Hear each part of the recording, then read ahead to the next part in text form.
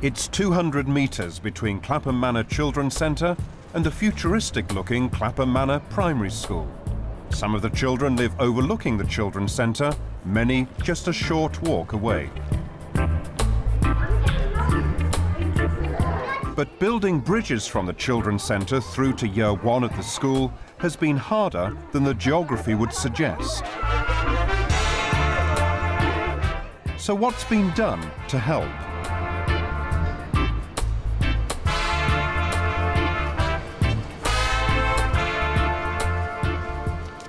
It was about 18 months ago we had a day looking at our SEV. We looked at various ways of how we could improve early years in Key Stage 1. Nice to see you. And one of the areas was to make sure the transition process worked. See you later. It's the end of January. We just said goodbye to probably half of our established nursery children. Come on then. No problem. OK, see you later. We get a whole new intake. And it's just settling in times, sort of helping them separate from their parents and carers. Hi, Ove, come. For some children, they've never left their mum or dad before. Bringing her here, she's only started full-time, and it's been quite effective seeing the way she interacts with other children. When she started nursery, I saw a big increase in her confidence. You know, she was very confident. She was coming home, speaking about lots of things. She was learning there. So I was very happy that she learns new things. We had a home visit from the teachers. All three teachers came and had a long chat and saw how Christian was at home and how he got on with his toys and his sister.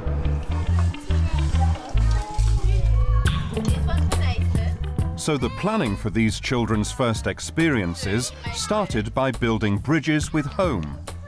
Each key person is developing their knowledge of a small number of the new children through observation, which is also vital for an initial assessment. It can be a little bit daunting doing an initial assessment, you know, finding out across the 6 areas of learning what they can do. So our first start is parents. So when we go for the home visit, we have just some questions, just broad questions that we try and ask the parents. Would like to come in? Thank you. Does she write her name? Is she... She tries to write a name, yes. She recognises the letters in it, but she's more into reading books and things rather than writing at the moment. But I keep encouraging her to do it. So. Brilliant. Who's that? The Rough Sands. Looks like the wolf, doesn't it? Just through interacting with the children, we can assess whether they've got any shape vocabulary, whether they can count, all done in a very informal way, as well as starting to look at their social and emotional development. Are they happy to come over and talk to us and things like that? Interactions with parents at Clapham are both caring and professional from the start.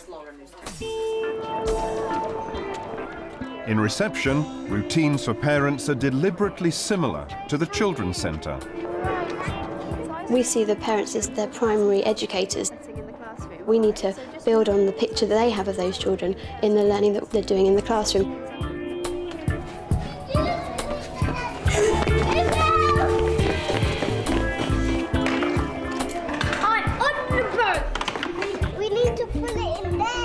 We have an open morning on a Friday, which makes sure that parents feel free to come in, see how the children are learning and talk to us about any significant learning they've noticed in their child at home. Well, what's going to go in there, do you think? What could we put here? Could this be some things you do at half-term with your family? We also have our celebration book, which is an All About Me book, which goes to and from school, so we put in the work that we see happening in the classroom and the parents can add to that. And that's me playing hockey. So I'm just going to give you back the All About Me book that you kindly sent back. So I've just added some more photos in of the sorts of things that we've been doing. So He's actually going to Austria skiing. Alexander, that would be fantastic, so you could add some pictures and talk about your next trip. Did you not tell your teacher you're going to Austria?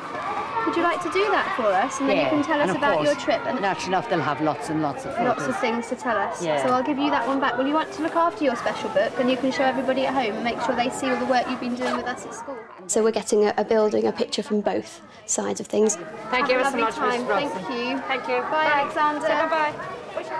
It's lovely for the children in terms of aiding their transition, because they can see what they were doing when they were younger. They can reflect on how they've developed and changed, and it shows that learning is a continuous process. It doesn't stop. Throughout the year, those children about to move on are taken for increasingly long visits to reception from nursery by their key person. At Clapham, transition is a process throughout the year and not an event on just one day. You know Mrs. Robinson, she comes to nursery sometimes, doesn't she? Yes. Yeah? And it's flexible, so that children who haven't had nursery education or who move to Clapham from other settings have suitable individual transition plans. Another part of the transition policy is that children from the school are frequent visitors to nursery as learning partners.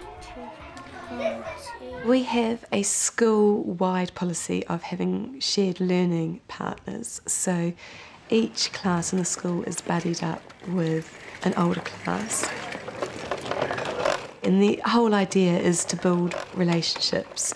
It also helps the Year 3 children to feel a sense of mentoring and empathy for younger children.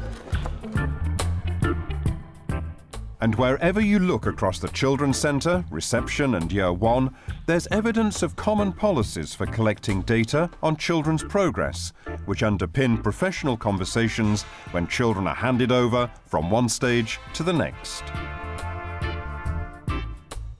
So when the children are moving through from the nursery into the reception, it's really important that we talk regularly about those children and get a really good picture of where they are. And if we looked at the narrative that we shared with Mum, was all about cooking, so he's really into mixing, making mixtures and posts. See that? Yeah, and you can kind of see the concentration in his face. Absolutely, the careful pouring. Yeah, exactly. So that I can make sure that what I'm planning in the class really starts from their starting point and takes them on. This is PSED, CLL, PSRN, KNU. So a real strength is it's numbers for labels. So he is ready to move into calculation problems in a context. We'd share work samples and the judgments that are being made, and we'll compare our view of those judgments to make sure we're making a really secure judgment for that child. So he's very secure at holding those numbers in his head.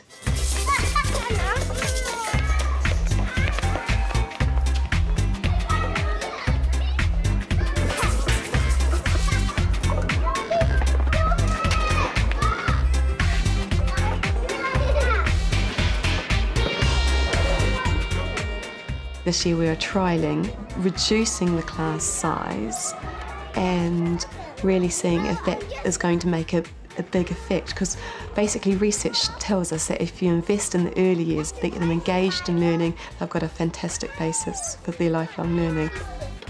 And also in Year 1, our teachers have also changed their practice. A robot. Can you think of a sentence for your robot then? What could you write about your robot? And that particularly came from one teacher's personal professional development objective. Yeah?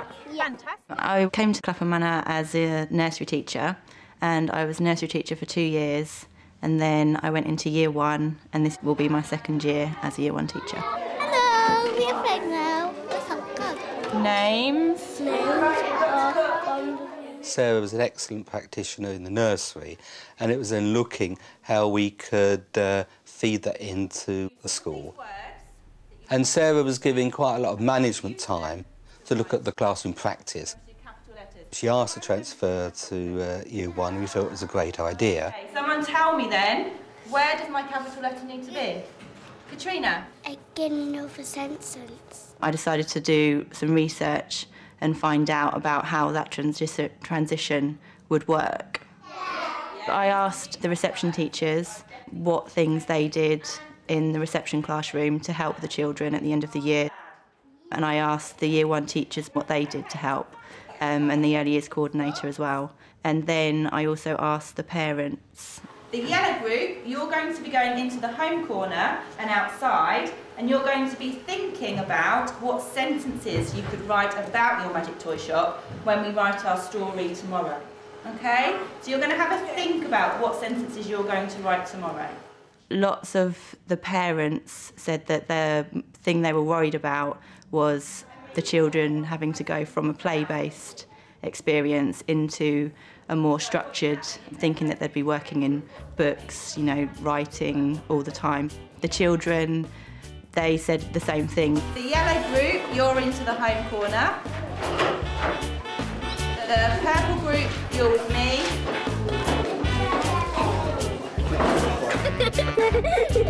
I'm doing the one, you know. Worse there.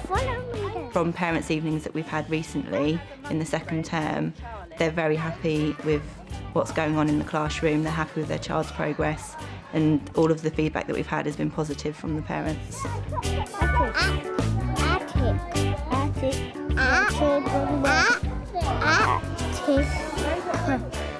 So even though children are accessing the Key Stage 1 curriculum successfully, the themes and commitments of the EYFS are still evident.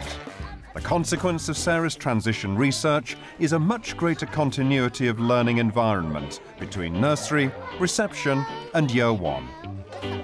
Play and exploration is still an integral part of every session.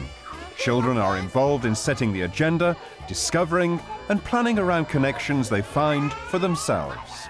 At the beginning of the year, I would go into the home corner and I would model role play with the children, and it was very much me finding out what the children could do and using them to help me plan the next steps. Puppets are new. Scruffy bears aren't new. We've tried to close the gap so it's a gradual process. The children are having the same experiences at the beginning of Year 1 as they are in reception, so it's not such a big deal to them. They're not worried about it, they still feel safe. And then once that's in place, they feel safe, then that's when we take it to a more structured level. Fabulous, fabulous. Well done, that's beautiful writing. At the end of every week, we do a learning journey where we ask the children what they've learnt this week, what they've enjoyed, and what they would like to learn next week or in the future. How do toys walk in movies? That's a good question, Lewis. The results that we've got already, I can see that the children have benefited. They're more settled, they're more confident. They felt safe and secure, so it's helped them to become more independent in their learning, and they're definitely improving. We feel at our school that we've got a well-formed transition policy that's kind of evolved over a period of time, really. Transition is a priority for myself and Clapham Manor Primary School. I think the benefits are already showing, but that's a feeling at the moment. Hopefully I can say that in 2 years' time with hard evidence.